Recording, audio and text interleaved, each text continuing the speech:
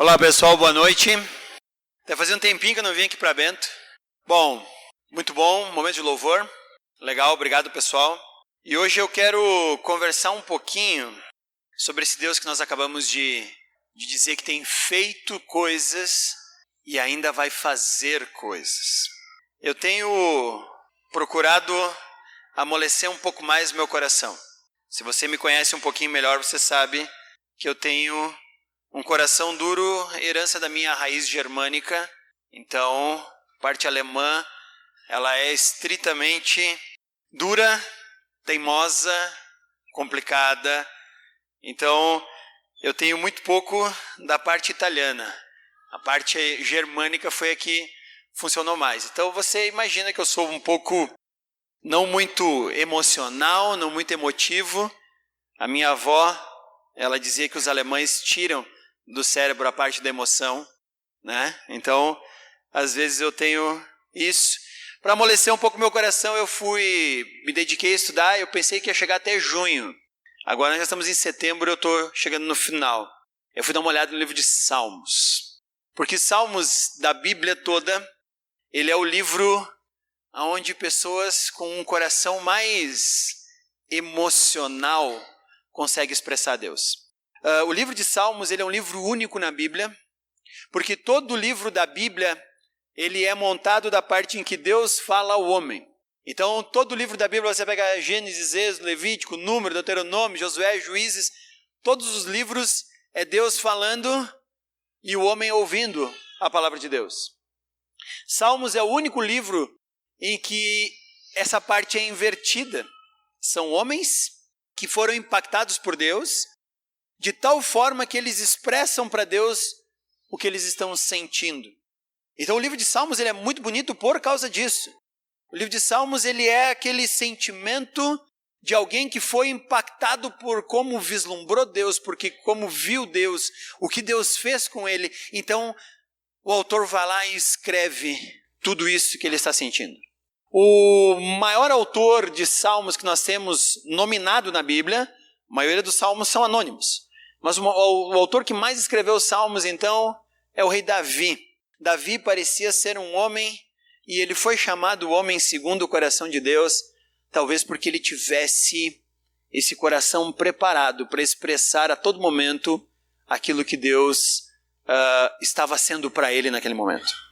Então hoje eu quero te convidar a abrir um Salmo de Davi, talvez um dos salmos mais conhecidos, não é o Salmo 23, não é o Salmo 1, é o Salmo 139.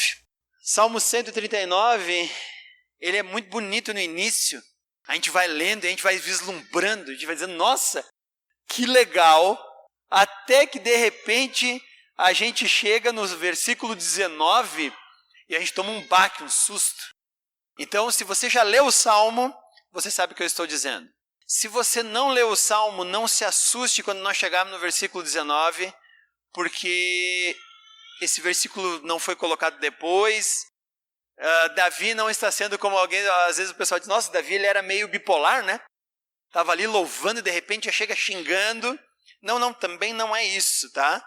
Davi ele está nesse momento apenas completando algo.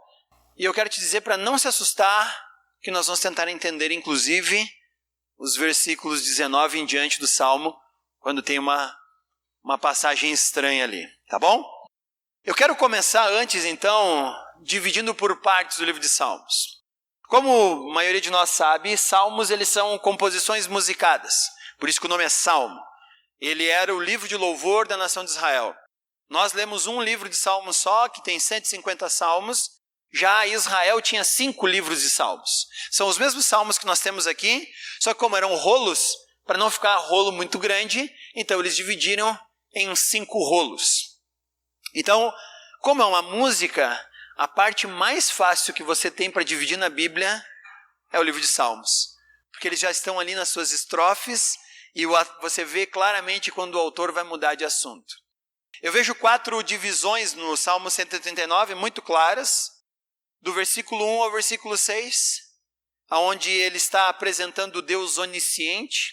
Do versículo 7 ao versículo 12, onde ele está apresentando o Deus onipresente. Do versículo 13 ao versículo 18, aonde ele está falando sobre o Criador onipotente. E por fim, do versículo 19 ao versículo 24, é uma imprecação contra os ímpios. Já vou explicar o que significa uma imprecação contra os ímpios. Mas a ideia aqui é que Davi ele está olhando esse Deus maravilhoso e ele consegue vislumbrar um Deus onipotente, onisciente, onipresente, e tudo que ele consegue fazer quando ele está diante do seu Deus é romper em louvor. O Salmo 139 é um coração que rompe em louvor a Deus. Essa é a parte interessante. Um homem que tem um coração mole o suficiente para olhar para Deus e dizer: esse Deus é magnífico. Então eu quero te convidar para ler o Salmo 139, a primeira parte dele. Eu quero ler por partes, depois entendidas as partes, eu quero que a gente leia ele todo. Aí tudo bem, vamos ler todo ele junto. Então eu vou começar o Salmo 139, do versículo 1 ao versículo 6, que é a parte, então, primeira parte do Salmo, certo? Então Davi começa dizendo assim: Senhor, tu me sondas e me conheces. Sabes quando eu me sento e quando me levanto.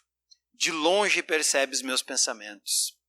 Sabe muito bem quando eu trabalho e quando descanso. Todos os meus pensamentos meus caminhos são bem conhecidos por ti. Antes mesmo que a palavra me chegue à língua, tu já a conheces inteiramente, Senhor. Tu me cercas por trás e pela frente e põe tua mão sobre mim. Tal conhecimento é maravilhoso demais, está além do meu alcance. É tão elevado que eu não posso atingir. A primeira parte do Salmo é essa. Então Davi ele está reconhecendo o Deus onisciente que nos sonda. Parte legal aqui é essa palavra: Senhor, tu me sondas e me conheces. É assim que ele começa. Nós temos no português a palavra sondar, significa um conhecimento profundo. Nós vamos colocar uma sonda para ver o que realmente há lá dentro. Davi está reconhecendo que ele serve a um Deus que sonda e conhece muito bem. Davi conhece a Deus e Deus conhece a Davi. A parte mais legal que eu acho dessa palavra conhecer é que ela é muito profunda na Bíblia toda. Desde Gênesis, no original, a palavra conhecer ela é algo extremamente profundo. Quando fala que Adão conheceu sua mulher Eva, a partir dali os dois se tornam uma só carne. Conhecer é extremamente profundo. Sabe qual é o problema? É que para nós hoje no português a palavra conhecer ela se tornou superficial. Porque hoje nós vivemos numa geração em que nós temos muita informação sobre tudo. Nós temos lá o mestre Google, e esse mestre Google está acessível em cada um dos nossos smartphones, cada um dos nossos laptops, computadores, tablets, o que nós tivemos, a gente tem acesso à informação. E a gente acha que informação é conhecimento, mas informação não é conhecimento. Por isso que Davi ele tinha plena ciência de que Deus o sondava e o conhecia, porque Deus sondava ele. Eu só conheço aquilo que eu sondo. Vou dar um exemplo para vocês. Eu tenho conta no banco. Você também deve ter. O banco sabe o endereço onde eu moro. O banco sabe o número do meu CPF, do meu RG. Provavelmente, se ele fizer um cruzamento, vai saber o número da minha carteira de reservista militar, vai saber o número de eleitor que eu tenho, vai saber o número da minha CNH, carteira de motorista. Meu banco sabe quanto eu ganho. Meu banco tem acesso, provavelmente, às minhas informações a respeito do imposto de renda. Meu banco sabe tudo que eu tenho no meu nome. Sabe se eu estou precisando de empréstimo ou não. Por isso, de vez em quando, eles dão uma ligadinha. E aí, empréstimo? Não, oração. Empréstimo não, né?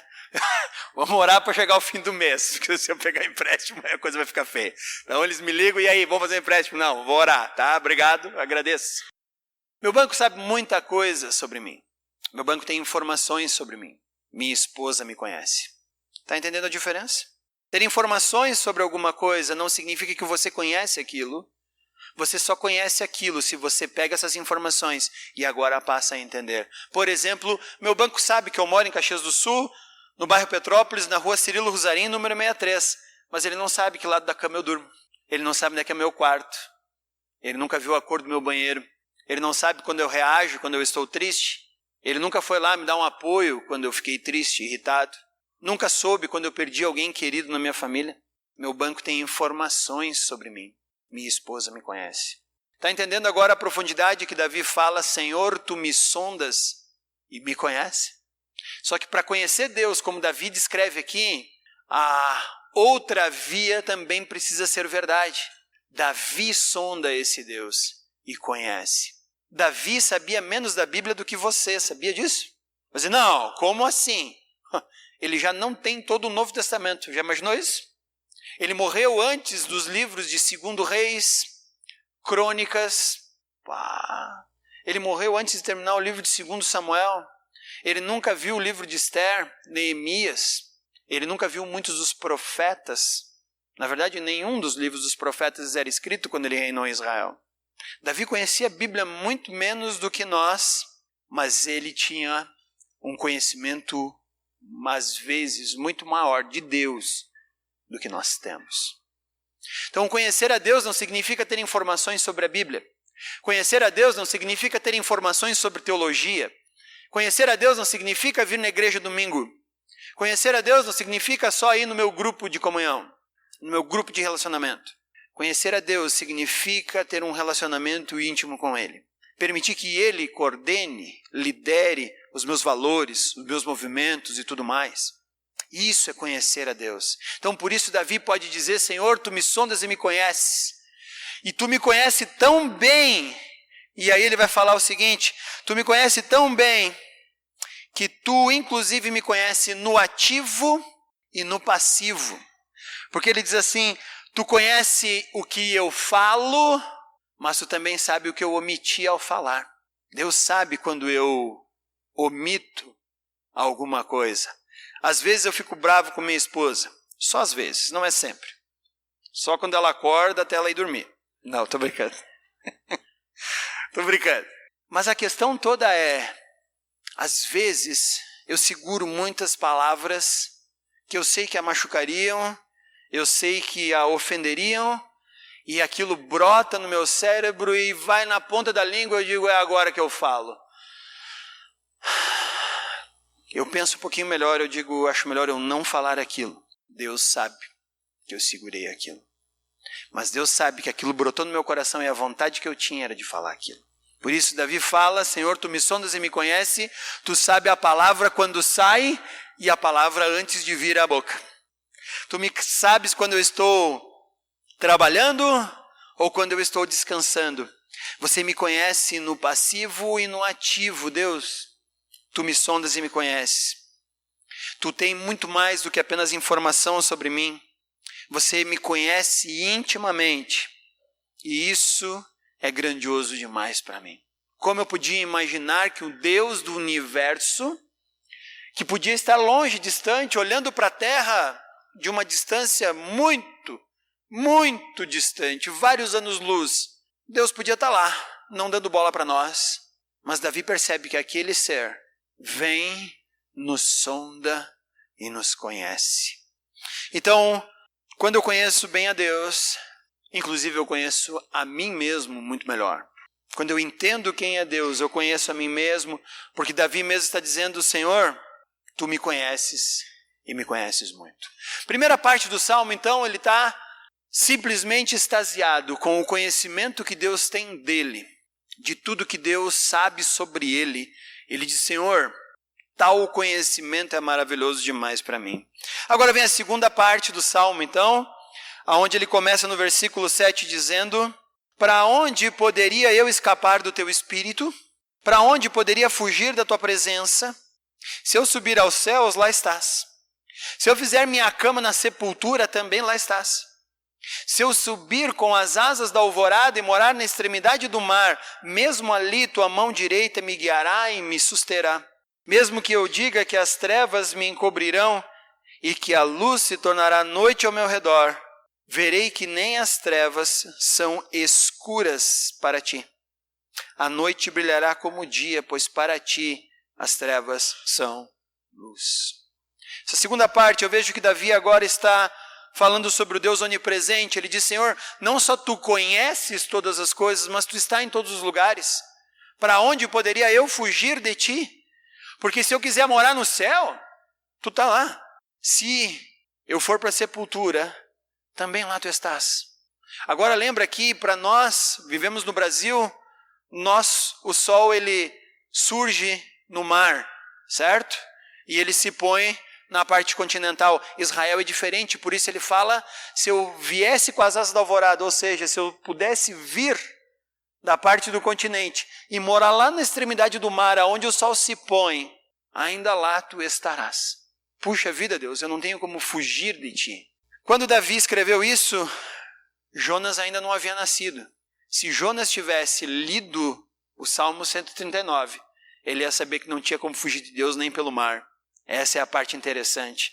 Tanto que uma das partes mais interessantes do livro de Jonas é quando ele diz assim, eu sirvo ao Deus que fez o mar. Os marinheiros perguntam, tá, e resolveu achar boa ideia fugir por ele desse Deus pelo mar, né? Se Jonas tivesse lido esse salmo, quem sabe ele tivesse atentado para alguma coisa. Então, qual que é o espanto de Davi aqui? Não só que Deus me sonda, me conhece, não está longe lá no céu, Ele está presente em todos os lugares, Ele está conosco. Deus está todo momento junto da gente. E aí entender a onipresença de Deus é fundamental. Por que é fundamental? Porque eu não tenho como esconder nada de Deus, afinal de contas Ele está sempre ali. Quando o meu dedo vai no mouse para clicar para eu sonegar o meu imposto de renda, Ele está ali. Quando eu vou lá tentar tirar aquela meia nota, Ele está ali. Quando eu vou me esconder para fazer alguma coisa errada, Ele está ali. Deus não pode não habitar dentro da sua criação. Então entender a presença de Deus é fundamental para o meu próprio temor a Ele. Ao mesmo tempo, quando você está triste, quando você se sente abandonado, quando você se sente isolado, Deus está ali. Ele não está ali apenas para olhar o teu pecado e dizer, ahá, peguei você. Mas Ele está ali no momento de tristeza profunda, que talvez você diga, Deus, sobrou ninguém, e agora? E Deus olha para você e diz, e eu? Como ninguém? Eu estou contigo, eu estou com você em todos os momentos, então anime-se, aprume-se, eu estou com você, vamos lá, é de mim que você tira forças, como fala o próprio Salmo davídico, tu és a minha fortaleza e meu refúgio. Então nós podemos nos refugiar em Deus em todos os momentos. Então não há pecado escondido e também não há sofrimento que Deus não esteja curando e levando. Então o Deus que conhece todas as coisas é o Deus que está em todos os lugares. E agora Ele vai romper dizendo que o mesmo Deus é o Deus que cria todas as coisas. Acompanha comigo agora o versículo 13 ao 18. Tu criaste o íntimo do meu ser e me teceste no ventre da minha mãe. Eu te louvo porque me fizeste de modo especial e admirável. As tuas obras são maravilhosas, eu digo isso com convicção. Os meus ossos não estavam escondidos de ti, quando em secreto eu fui formado e entretecido como nas profundezas da terra. Os teus olhos viram o meu embrião, todos os dias determinados para mim foram escritos no teu livro antes de qualquer deles existir. Como são preciosos para mim os teus pensamentos, ó Deus. Como é grande a soma deles. Se eu os contasse, seria mais do que grãos de areia. Se eu terminasse de contá-los, eu ainda estaria contigo. Então essa é a terceira parte do Salmo 139, em que ele se espanta agora desse Criador enorme, que viu, e Davi não tinha nem raio-x na época dele. Quanto mais essas ultrassonografias 3D que nós temos hoje. Ele leva para casa o CDzinho ou o pendrive para colocar lá e mostrar para a família e dizer, olha só, já dá para ver o nariz do bebê. Uma vez, antigamente, quando tinha a ultrassonografia, era uma mancha. Pela fé, o cara dizia, ó, aqui está o teu bebê. É? Nossa, né? Essa manchinha aqui. Hoje não, hoje vai profundamente. E a gente consegue até tirar traços do rosto e dizer, olha só, olha o nariz, olha a boca, olha isso. E se você quiser, você pode fazer uma impressão 3D e sair com a imagem 3D do teu filho antes dele nascer. Davi não sabia nada disso.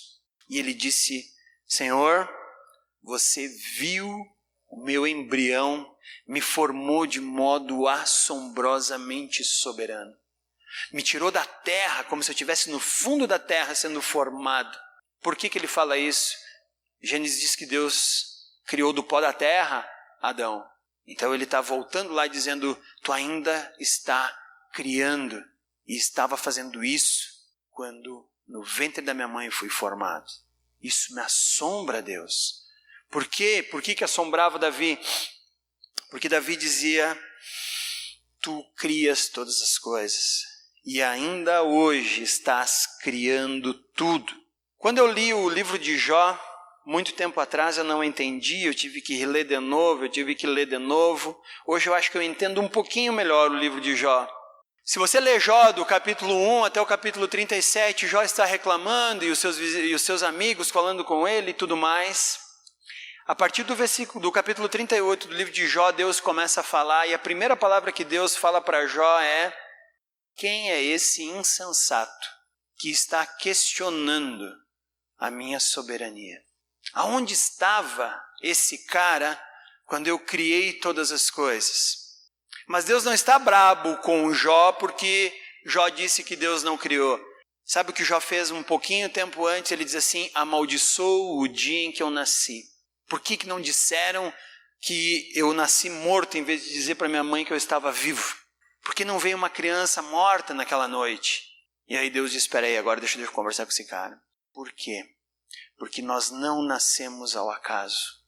Nós não somos uma junção de forças cósmicas que um dia se juntou em um monte de cadeias carbonadas e estamos agora nós lá no ventre da nossa mãe e vamos nascer de forma aleatória. Você não é o acaso. Por isso Deus fica bravo com Jó. Jó amaldiçoou o dia do nascimento que soberanamente Deus deu para ele a oportunidade de ter vida. E aí Deus diz, mas quem é esse insensato? Então isso me ajuda a olhar às vezes quando eu penso assim, eu acho que eu nasci na família errada, só pode. Eu acho que alguma coisa deu errado aí e eu era para cair ali, cair aqui. Mas quando eu olho o Salmo 139, eu vejo que há um Deus soberano me colocando em um lar de forma soberana e permitindo que eu esteja ali. A minha vida não foi ao acaso. Eu não gosto de aniversário, não gosto de festa de aniversário, pelo menos a minha, dos outros eu gosto. Porque a minha eu tenho que pagar. Não, estou brincando. Eu e minha irmã, não sei o que tem, a gente não comemora muito aniversário e a gente é assim. Mas quando eu leio o Salmo 139, às vezes eu penso assim, eu tenho que comemorar mais meu aniversário. Por quê? Parou para pensar que o aniversário é a única festa que alguém faz para você simplesmente comemorando porque você existe? Que o casamento é porque você casou, a formatura é porque você se formou. Mas o aniversário é a única festa que alguém comemora a tua vida, porque você está existindo. Então, até o aniversário fica mais divertido quando nós lemos o Salmo 139 e percebemos que há um Deus soberano, com um dia soberano e um momento soberano que nos criou de forma soberana, nos dando vida e as pessoas ao nosso redor dizendo, eu me alegro com a tua presença. Não é com tuas conquistas, não é com tuas conquistas, não é com o que você fez, mas simplesmente porque você existe, eu me alegro. Então, de certa forma, comemorar o aniversário é comemorar a graça que Deus nos dá, soberana, de existir. Primeira, segunda e terceira parte, você diz, nossa, esse salmo é muito bonito, que legal. Nossa, agora ele vai terminar bem. Leia agora o versículo 19. Quem deras matasses os ímpios, ó Deus. Afaste-se de mim os assassinos, porque falam de ti com maldade e em vão se rebelam contra ti. Acaso não odeio os que te odeiam, Senhor, e não detesto os que se revoltam contra ti? Tenho por eles um ódio implacável, considero os inimigos meus. Sonda-me, ó Deus, e conhece meu coração. Prova-me, conhece minhas inquietações. Vê se minha conduta algo te ofende e dirige-me pelo caminho eterno. Aí você diz, nossa, vinha numa balada tão bonita, né? De repente, pá, quem dera matasses os ímpios. Ô louco, cara, quem é que está escrevendo isso aqui? Né? Que Bíblia é essa? Quem é que escreveu isso aqui? Mas foi o próprio Davi. E eu vou explicar para você, ou tentar explicar o porquê Davi escreve com essas palavras. Davi está num vislumbre de um Deus que é onisciente, onipotente e onipresente. Ele está simplesmente lançando um ato de louvor a esse Deus soberano. de repente vem na cabeça dele todas aquelas pessoas que consideram um erro andar debaixo desse Deus. Nesse momento, Davi se enche de uma ira pessoal e diz assim: puxa Deus, tem gente que não crê em ti, quem dera as matasses eles. Antes de você culpar Davi ou fazer alguma coisa assim, eu quero te lembrar sobre o que acontece no Brasil dentro de um estádio de futebol. Não sei se você já foi, já teve a oportunidade de ir, mas se você já foi a algum estádio de futebol do Brasil e você percebe uma pessoa com a camisa do time contrário entrando na torcida do time errado, você vai ver espancamento, rasgar a camisa e outras coisas muito piores. Por quê? Porque naquele momento ninguém admite que eu não seja identificado com o meu time e não aceito qualquer outra identificação do time adversário no meu meio. Eu tenho vou confessar aqui um pecado. Eu tenho uma coleção de camisas lá na minha casa, de futebol, de um time só, do meu time. Mas eu tenho uma camisa que está lá disfarçada que não é do meu time. Para mim, aquela camisa é a camisa mais bonita que você pode encontrar em todo o futebol mundial. As cores dela eu acho que combinam perfeitamente. Eu acho que ela é de uma harmonia assim absurda.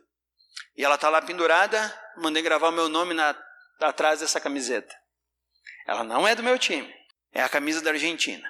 Talvez você diga: nossa, velho, que mau gosto. Ok, tudo bem. De vez em quando eu crio coragem e saio com a minha camisa da Argentina.